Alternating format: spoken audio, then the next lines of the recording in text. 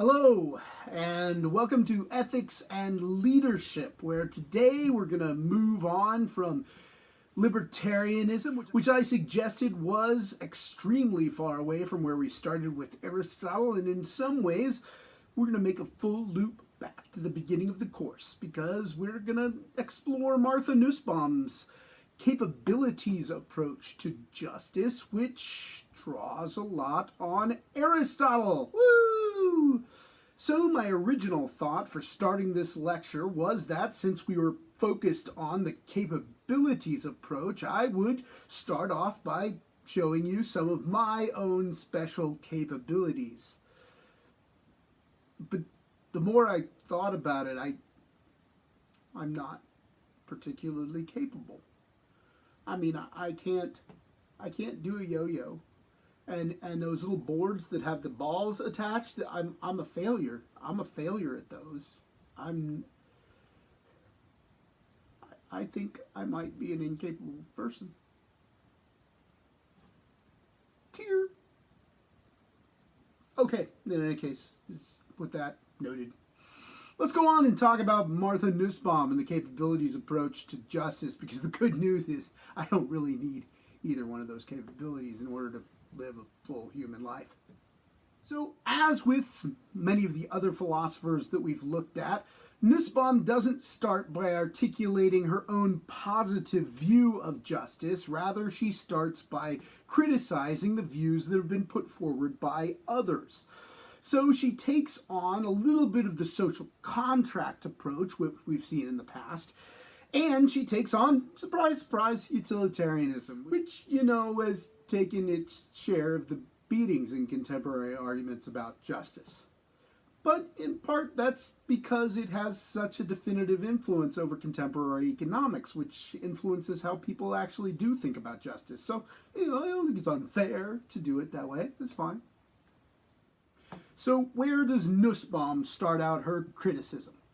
Well, one thing she wants to be critical about is questions of gender justice, the relationship between men and women.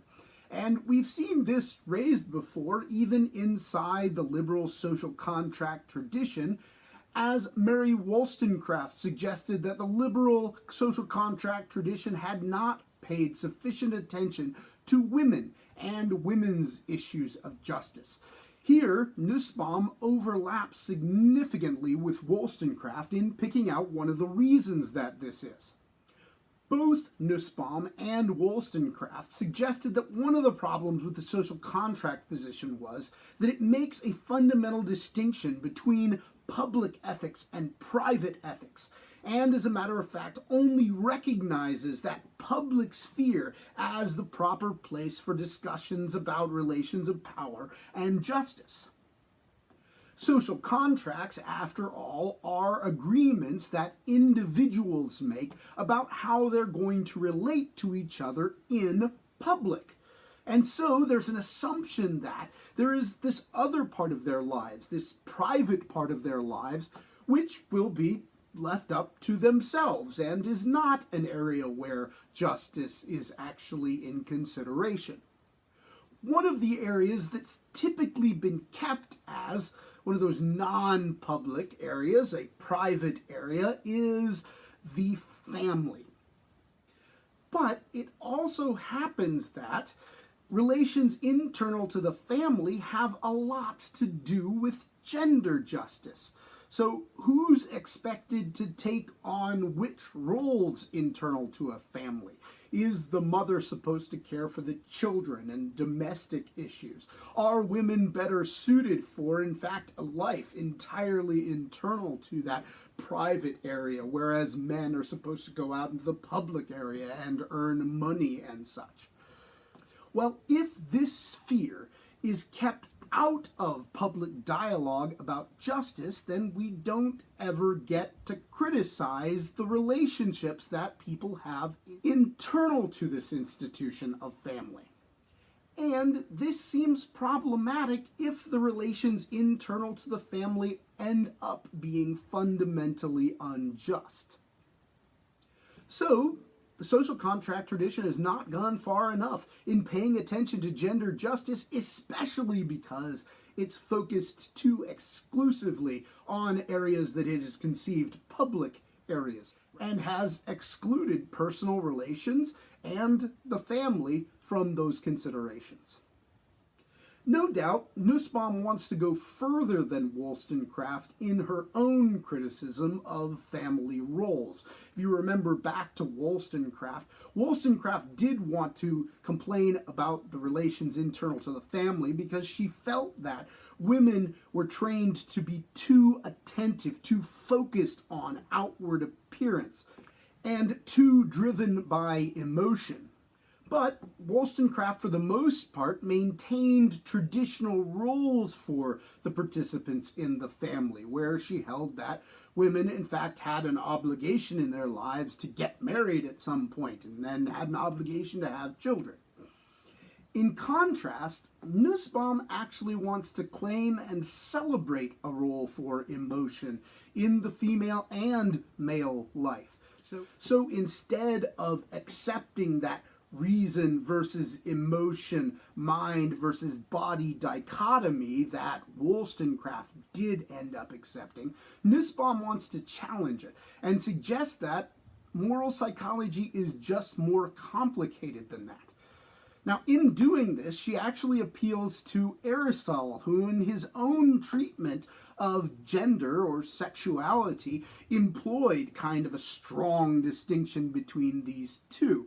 But Nussbaum says that drawing on Aristotle's more complicated picture of the interaction of emotions and reason can help out in giving us a more balanced picture of how individuals work, both males and females, so that we'd be able to celebrate both our emotions and our reason as we go forward as human beings. And I think it goes without saying that most contemporary feminists, and Nussbaum does consider herself a feminist in the sense of pushing for equal dignity between women and men, most contemporary feminists would say that women don't immediately have an obligation to participate in those traditional social roles. This doesn't mean that Nussbaum opposes participation in marriage or participation in having children, but she feels that women should have more liberty than thinking that they have a moral obligation to do these things. If a woman doesn't want to get married, then she has no moral obligation to do so. So, as I noted before in my lecture on Wollstonecraft, to say that you're a feminist doesn't mean that you'll agree with all other feminists. Nussbaum and Wollstonecraft also overlap in another basic claim, which is that, in general, again, not taking into the specifics of individuals, women are less physically strong than men. Now, Wollstonecraft just noted this as a side issue, but according to Nussbaum, this is problematic for the social contract theory. Well, why?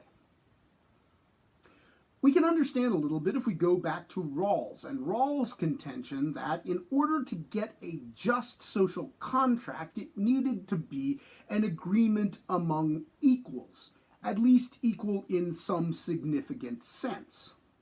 Well, if it's the case that women tend to be, in terms of muscle strength, less strong than males, and males know this, then it might be that males would take advantage of this when structuring the social contract. Or, put less abstractly and in terms of a thought experiment, it might be that being more muscularly strong, men asserted themselves historically in unjust ways, say going with Nozick, coercive ways in the past that shaped their relationship with women and have become traditions in contemporary society, but maybe traditions that we ought to question, given the sense that we believe now that women and men should be equal to each other in some substantive moral sense. If the social contract tradition accepts the way that we are and does not question these balances, then it's a problem for the social contract. because it has not been critical enough to start out with. Now, as we've seen, this is actually a concern that Rawls has paid a significant amount of attention to. And in process, Nozick actually would agree. Being a libertarian, he favors women's rights just like any other individual, even though he can't come around to talking about women as a particular distinctive group because he's more of an individualist. So Nussbaum is pressing here on the broader social contract approach and suggesting that whatever they've done, it hasn't adequately taken this into account.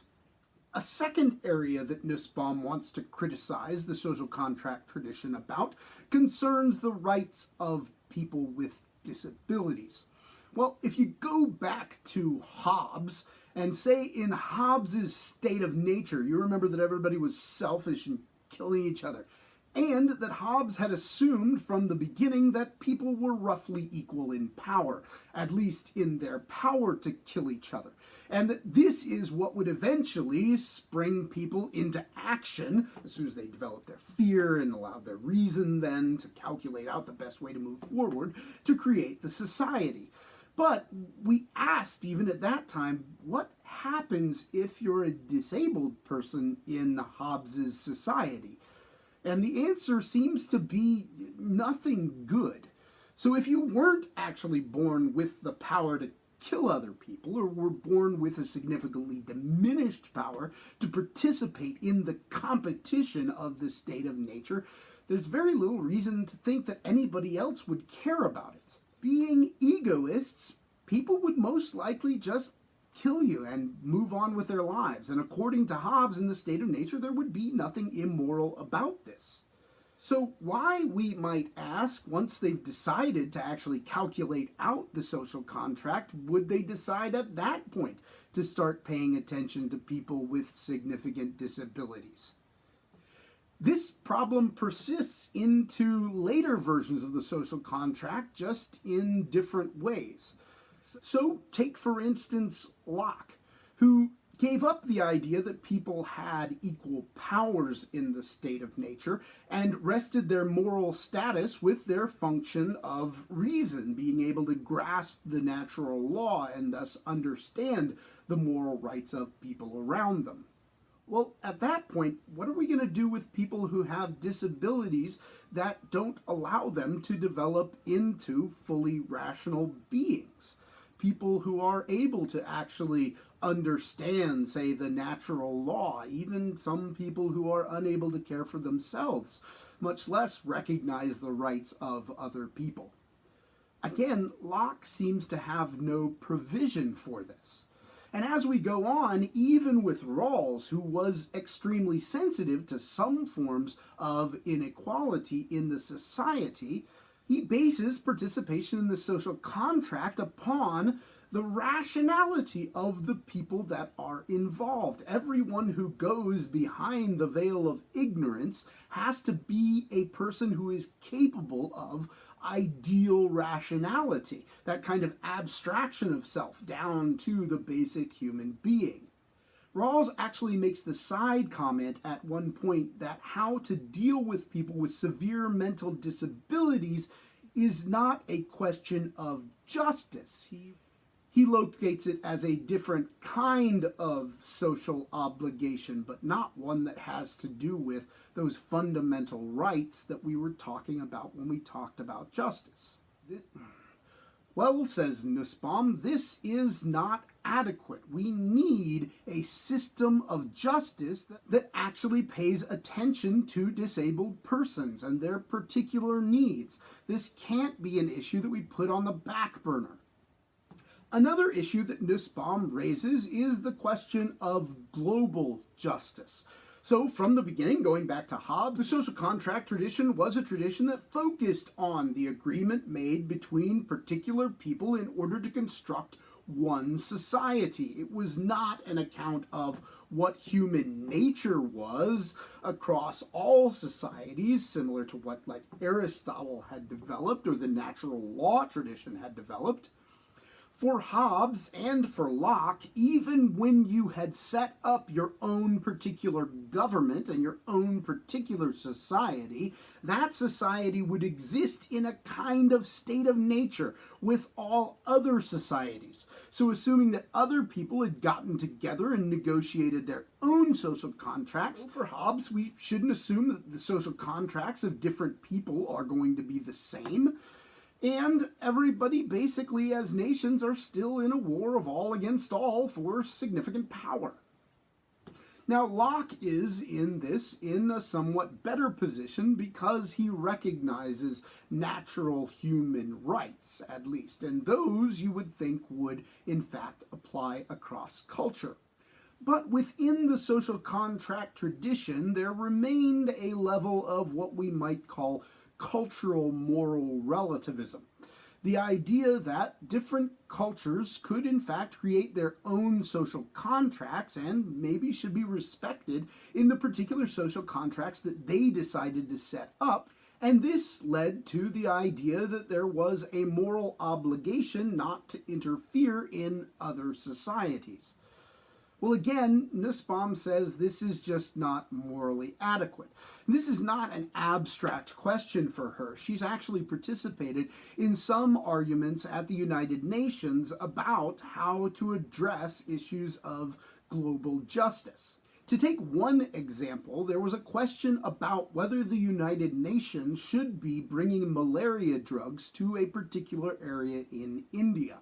Now, the people in this area of India worshipped a particular goddess in Hinduism that was associated with malaria. And so, if you wanted to be healed of malaria or protected from malaria, you prayed to this goddess.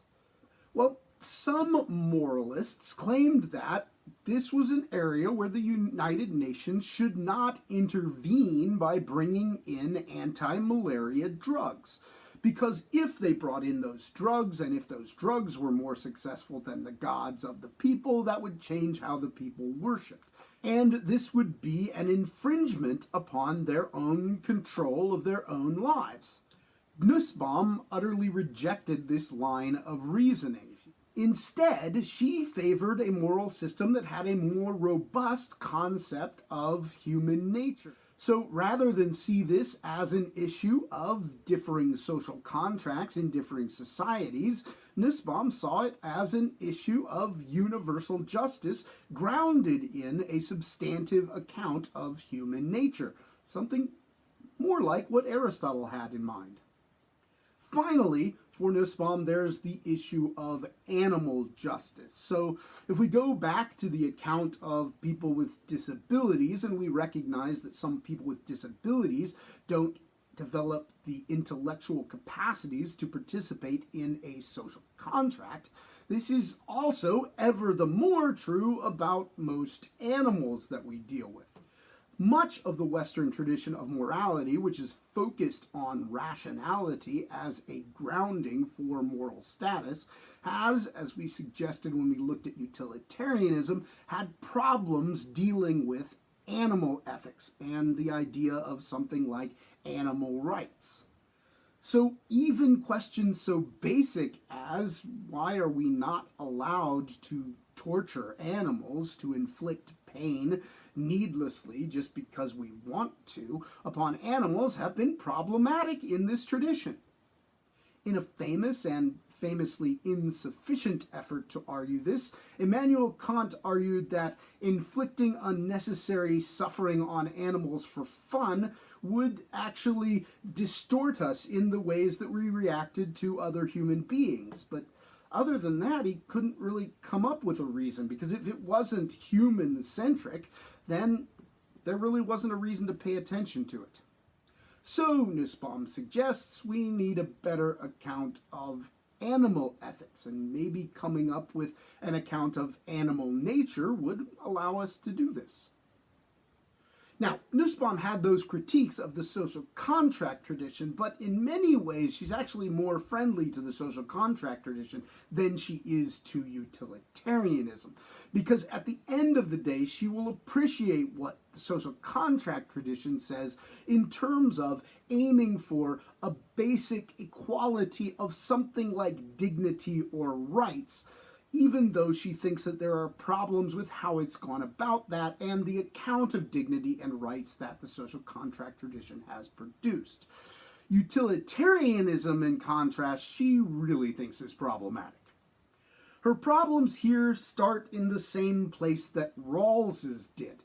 So if we look at utilitarianism, we remember that utilitarianism, while it had an account of overall or net goods, never developed an account of what counted as just distribution of those goods. So basically, you aimed for greater overall production of happiness, or as this translated into economics, just a greater overall production of material goods and services. We've pointed out several places where most moralists take this to be an insufficient account of the overall well-being of a society. But Nussbaum brings out another one, which is the case of GDP in South Africa. So you'll recall that GDP is the gross domestic product, the amount that's produced in terms of goods and services from one community, and minus the amount that they take in from other people. Well, if you look at South Africa during the period of apartheid, okay, I need to say something about apartheid. So apartheid was a time period in South Africa where whites basically ran the society and collected the vast majority of goods in the society. So most of the black populace of South Africa was left impoverished and without significant human and civil rights. But if you look at the GDP of South Africa during this period and you only pay attention to the overall products of the society, at least for the first half of apartheid, things seem to be going great. We might have assumed that the welfare of the society was in fact overall increasing. But it would actually only have been the welfare of those white members of society that was increasing at an expanding scale. But most blacks were entirely left out of this. So with Rawls, Nussbaum agrees that we haven't paid enough attention to distribution. And with Nozick and Rawls, she thinks that we need some account of basic rights in order to address these problems. Beyond this, her criticisms of utilitarianism are actually fairly Aristotelian, which is not surprising because she's a neo-Aristotelian. So we can think back to Aristotle and think about what some of his criticisms of utilitarianism would be. So you remember utilitarianism basically boils all goods and evils down to an account of pleasure and pain, or happiness and unhappiness. Well, Aristotle says, no. The life of eudaimonia, the good life, cannot be reduced to any one thing. Human beings need to participate in a range of different goods, and you can't simply exchange these goods for each other or talk about them as any one particular good, because that will obscure the way that you're thinking about the entire system. Well, Nussbaum fundamentally agrees with this, that human beings, in fact, have a wide variety of goods that they participate in, and thinking about them in terms of any one category, whether it be the amount produced by a society or the happiness of the society, will inevitably miss the fine-grained nature of human moral life. So let's look at some of the specifics here. For instance, the good of agency. What the heck is agency? Well, this is the good of being able to control and make your own life for yourself.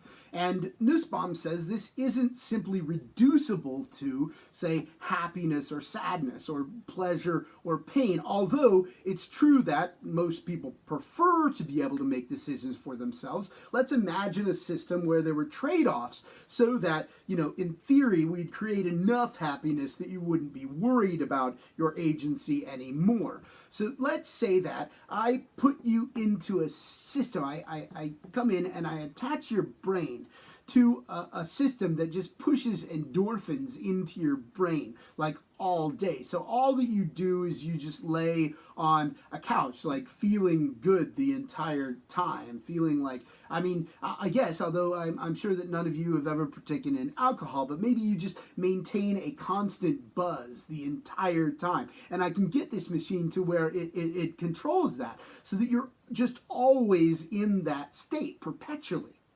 Now, the trade-off here is that you'll just always be in this state. You can't do anything else. So you can't, get into relationships, get out of relationships, fall in love, fall out of love. And in part, I'm protecting you from all of that because I'm giving you a constant stream of pleasure. Whereas if you went out and got into relationships with other people, you might get hurt. You probably would get hurt. Your feelings would get hurt. You would be sad. You would be displeased by things that happen. So in terms of the overall, I am giving you more happiness than you would experience if you went out and actually lived your own life. So which of these seems the better option?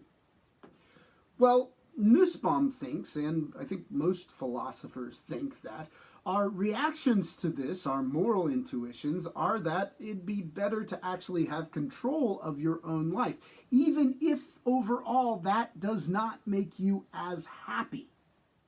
So this would be to say that the good of agency, of controlling our own life, is significant, even if it doesn't lead to greater overall happiness or pleasure. So agency is a distinctive good that is part of the full human life and not something that we find when we reduce our moral considerations simply to pleasure and pain. Nussbaum also thinks that there's a danger in reducing everything to one exchangeable metric. So happiness, and how much happiness does X give to you as opposed to not X, right? This seems to assume that as long as you get enough happiness out of one area of your life, it could offset not having happiness in a particular other area of your life, because everything's really just a calculation of the whole. Now, we can think about the problems here by reducing things to another medium which people at times reduce things to, which is money. I don't know if you've ever heard the claim that, everyone has a price or everyone's for sale, but the claim is basically that we could trade off all of the different goods in our lives for money, provided that we get enough of it. And we can again participate in a little thought experiment to see if this is true, or if, as a matter of fact, we don't believe that all goods are exchangeable. So how much money would it take for you to accept the death of your parents? Let's say, in this case, that your parents are both perfectly healthy, but I'm going to go by and kill them. And I come by and I explain this to you ahead of time, that I'm planning on killing your parents, and I want to know, okay, so how much money are you willing to accept so that you'll be okay with me going by and doing this? Well, the answer might depend on how well you like your parents, but let's assume that, as a matter of fact, you have a fairly normal relationship with your parents, nothing too antagonistic, and again, most moralists would say, you know what, there's actually no amount of money that I'm willing to exchange for this, because my relationship with my parents or my grandparents or whatever it is simply not exchangeable for money. It's not the kind of thing I can trade off against something else. Well, if this is true, says Nussbaum, then there's a problem with any moral system that attempts to reduce all of our moral experiences and moral goods to one particular category, like pleasure or pain. Now, I don't mean to suggest in saying this and giving these arguments that utilitarians don't have any responses. As a matter of fact, contemporary utilitarianism attempts to develop responses to exactly these kinds of criticism. But it's not clear that, at least in its Benthamite form, in its form as articulated by Jeremy Bentham, that it had incredibly good responses to these criticisms. So I encourage you to go and look a little bit more at the moral arguments. However, I myself am a little bit Aristotelian on this, so I'm not entirely convinced that you'll find anything convincing. One of the solutions that people have offered in utilitarianism is to decouple like pleasure and pain from preference and simply identify utility with preference. And in part, this is what's happened in contemporary economics as well. So just to focus not on the claim that all goods are reducible to happiness, but to claim that all goods are defined in terms of what people actually prefer. So if you prefer autonomy, then that is in fact valuable for you. And if you prefer your relationship with your parents over any amount of money, then that tells us what's actually more valuable to you. And in some ways this overlaps with Bentham's own thought, where he had linked preference and happiness and pleasure, just thinking that they were in some sense the same thing. But decoupling them makes it a much stronger position. That doesn't, however, mean that it's a position without significant problems. And one of these is the problem with adaptive preference. So what you prefer depends upon the particular culture around you and what you have access to. Say, for instance, that you were to express how much you prefer rice to alternatives.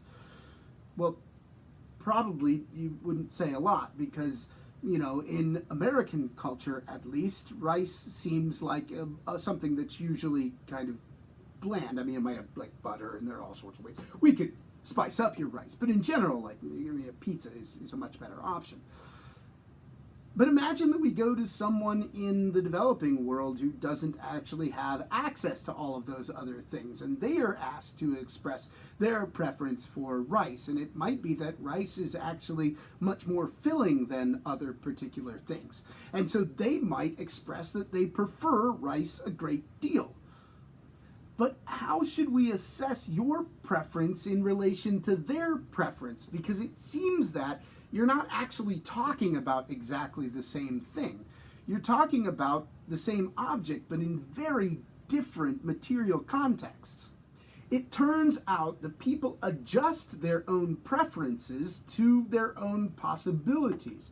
And so it might be that in an impoverished area, people would in fact find themselves agreeable to a standard of life that's much lower than anything that you would ever express as acceptable. So if you lived that life, you would explain that your well-being was significantly lacking. But if we asked them about their own well-being and their fulfillment, they might say it's incredibly high. Well, Nussbaum says then, if we just look at people's preferences, their own reporting about how well their life is going, we're missing something. We actually want to know what people have the capabilities to do, not just what they think about the things that they have capabilities to do.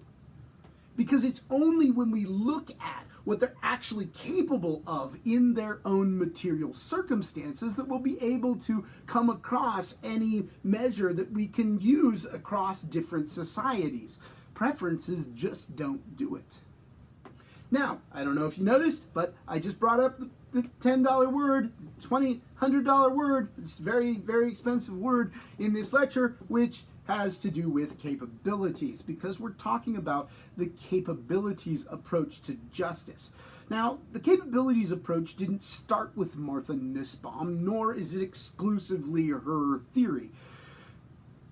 If we're to identify one person with the origin of capabilities theory, it's a guy named Amartya Sen, who is an economist and philosopher, one of the most important figures in recent welfare economics. So he started out within economics, asking questions about the ways that well-being and welfare had been measured internal to those economic calculations that we'd seen previously. And he himself came past and said, you know, looking at GDP just isn't really telling us the entire story. We need to get more into the nitty-gritty of how people live lives and what they have capacities to do in order to figure out what their welfare is. We're just missing too much in this extremely broad analysis of production. So Sen created the capabilities approach, even though his capabilities approach doesn't look exactly like Nussbaum's. I want to give you a little bit of the background of capabilities approach in general, and then in my next lecture, I'll go back and say more about what this looks like, particularly for Nussbaum's picture of capabilities approach, because she uses a little bit different language, and there are some reasons for that. So let's look more generally at the capabilities approach. So the capabilities approach is similar to Aristotle's approach in that it starts with a robust account, or a more robust account, of human nature than we've seen throughout most of the modern period. Now, if you recall, most of the modern period pulled back on articulating what a full picture of human life would look like because it was too exact in order to fit with the full liberty of the individual to choose their own life. And it might have been that people liked different things. But the capabilities approach says we've actually lost something in there, because instead of focusing on what a full human life looks like, we've started focusing on preference. And that ends up obscuring whether people are actually able to participate in a kind of full human life. So capabilities approach start out with thinking about human functioning. So what is human functioning? Well, human functioning is all of those states of being and activities that make for a full human life. So, say the activity of participating in sports, or the state of being of having a family, or the activity of listening to music. We could, if we wanted, try to go on to produce a list of all the different activities that we think ought to be included in core human functioning. The kinds of things that we think people do when they're living a full human life. Although it's not entirely clear that we could come up with a definitive list, Sen, in fact, refuses to articulate a list because he doesn't think that we can come up with a final list of all of these things. He prefers to leave it a little bit more vague.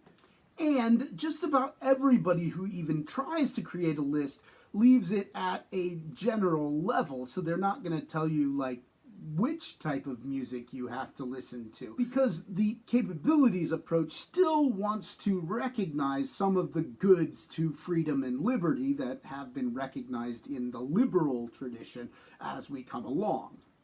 Now, all of these states of being and activities are ends goods. So what we mean by that is to say that they're things that are valuable unto themselves. We don't value them simply as means to something else. So, for instance, take broccoli, which broccoli is it's clearly a means good for me. Like, I don't value broccoli in itself. I would never. But, you know, if I want to stay healthy, I might eat broccoli because it's a means to a particular ends. And in this case, the end might be my state of being healthy, right? So I could appreciate that means good as something that serves my ends good. But the ends good is something that you can't simply trade off. It's not something that's exchangeable for anything else. And presumably we have these things in our lives, something that, like, we wouldn't want to function if it were taken away because it's incredibly distinctive. And that we don't just value as a means to something else. These would be things that we get to the end and You say, well, why do you enjoy that thing? And there just isn't any further answer, because I don't enjoy that thing as a means of getting anything else. So, why do you enjoy playing X sport? And it might be that you just say, you know what, I just enjoy playing the sport. That's all there is. Now, some goods will be both means goods and ends goods. So playing a sport might also make you more healthy, but that isn't necessarily why you do it or why you value it. You might just enjoy playing the sport all by itself. Just, it's intrinsically good. Or listening to music. It's possible that listening to music is just something you enjoy doing. Now, maybe it makes you more cultured or makes you fit into a particular, group of friends better if you listen to the music, but I doubt that's exactly why you do it, and it seems like it's something that's just intrinsically valuable and probably not entirely exchangeable for any other good in your life. So these are ends goods. Human capabilities, then, are different but related to human functioning. So capabilities concern your effective liberty and opportunity to participate in human functioning. So once we have an account of those human states of being and states of doing that constitute a full human life, then we might want to ask, okay, is everybody capable of participating in these different abilities? And it will turn out that not everybody is, at least in the current configuration of the world. So, for instance, for a long time, people who had disabilities were not capable of participating in sports, at least at the same level that people without disabilities were capable of doing that. Now, that doesn't mean that they had no capability of doing that. And you can actually change the situation to give those people more capabilities to participate in human functioning. So if we create special wheelchairs for competitive wheelchair activities, then this will in fact increase their capabilities. Notably, what we're interested in here is not merely formal liberty and opportunity in the sense that nobody's holding them back, right? Because that wouldn't address the problem. We want, in the sense that Rawls had talked about it, a kind of effective liberty and opportunity. This establishes a positive right, if we're going to get into talking about rights, because if people need to have particular capacities, then we might need to provide them with the goods in order to enable their liberty and opportunity. This brings us to a discussion of means goods. So as I suggested before, there's means and there's ends, and broccoli might be for me a means to attain the end of healthiness, a state of human functioning in health. Well, there's all sorts of different means goods, like education and food and sidewalks and money, and we could go on forever specifying what different means goods are to allow people to have the capacities to participate in human functioning. So, for instance, if we decided that participation in politics was, in fact, a part of human functioning, then we would say that a person needs a particular kind of education in order to allow them to fully participate in that human functioning. If we're going to say that a state of being in health is a part of human functioning, then people are going to need the means good of food, some kind of healthy food, in order to allow them to attain that state of being. And if we say that human mobility is something that is a part of human functioning, then people are going to need means that allow them to be mobile. So perhaps sidewalks or something like that to allow them to move around more easily.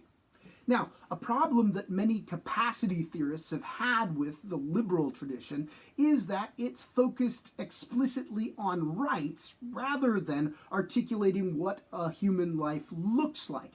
And this has led them to think about equal rights in terms of giving people equal amounts of things or recognizing their negative rights equally. But it turns out that providing people equal means goods does not always lead to similar capacities with each other to experience fulfillment as human beings. Well, let's say that we look at a particular right, and here we'll take a non-controversial positive right from the liberal tradition, which is like a right to a fair trial. And so we create a justice system and we say, okay, there we have provided for your right to a fair trial. But it turns out that the court building that we've built, in fact, has a bunch of stairs, and that the court is on the 3rd floor. Well, now we've said that you have a right to a fair trial, but we haven't actually looked at your capacities in order to be able to participate in that right. Different people will have different needs in order to bring them to similar capabilities. Here we can see some of the difference that was already coming up in Rawls in his idea of equal opportunity, leading to an account of how different people might have rights to different things in order to make them more equal, or to make a distinction that's made in this meme here, in order to give them equity. And in part, this goes back to Aristotle's distinction between numeric equality and proportional equality.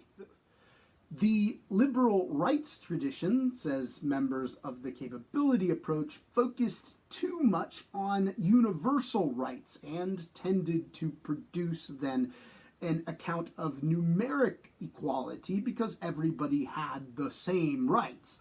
But this missed the case that lots of people have differing capacities, and so were not brought to a situation of equity when their universal rights were recognized.